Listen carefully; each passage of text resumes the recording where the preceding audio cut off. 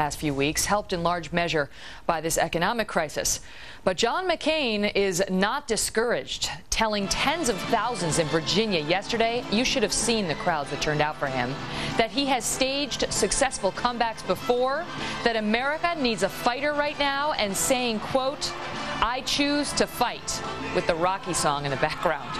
Well, Kevin Madden is former communications director for Mitt Romney. He joins us now. Hi, Kevin. Good morning, Megan. Great to be with you. It's great to have you. That sounds like a play straight out of Hillary Clinton's playbook. We saw her do that exact same thing in the last part of her race against Barack Obama successfully. She couldn't turn the primary around, but she beat him in virtually all of those last primaries. Could it work for McCain here?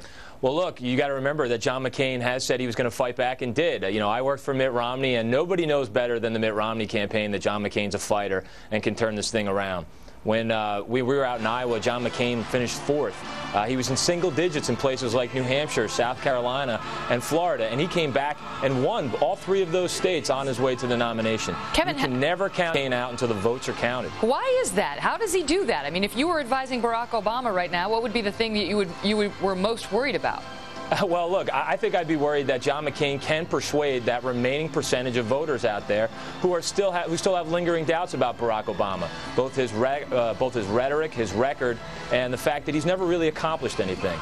John McCain has to go out there, and I expect what you're going to hear over the next 3 weeks is a McCain that can connect with voters when they look at his experience. They want to know that they have somebody they have confidence in the White House, somebody who has the leadership credentials, and somebody who actually has a record of accomplishment. When you ask Barack Obama supporters what Barack Obama has ever done, they give you a blank stare. Yeah, but they don't care, Kevin. You can't say that about John McCain. They do fine, care. But no, a lot of Barack Obama supporters say we're not looking for a long list of accomplishments. If we wanted that, we would have chosen Hillary, or we would have chosen McCain. We want somebody who's going to bring change. Those very calcified level of supporters that Barack Obama has. But those people right now, they're saying that they may support Barack Obama, but they're still open to be persuaded. Right now, you have about 9% of the electorate that's undecided, and probably upwards of 15% that can still be persuaded. John McCain has to go out there, relentlessly hammer home the fact that he's the person in this race with the experience. He's the person in this race with the record of accomplishment to actually get things done and lead this country through a time of crisis,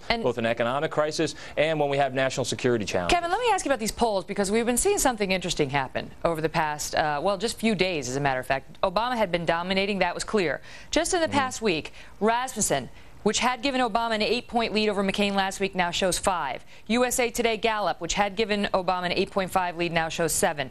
CBS News had given Obama a 9-point lead last week, now shows just a 3-point lead. What's happening?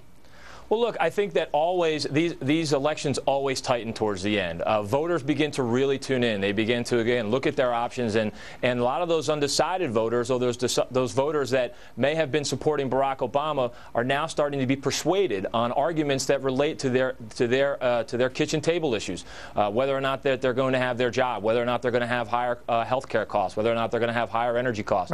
Right now, they're really focusing. They're looking at these candidates, and they're beginning to go back and forth. But this race is going to be very close until the end. Wow. 3 weeks from today.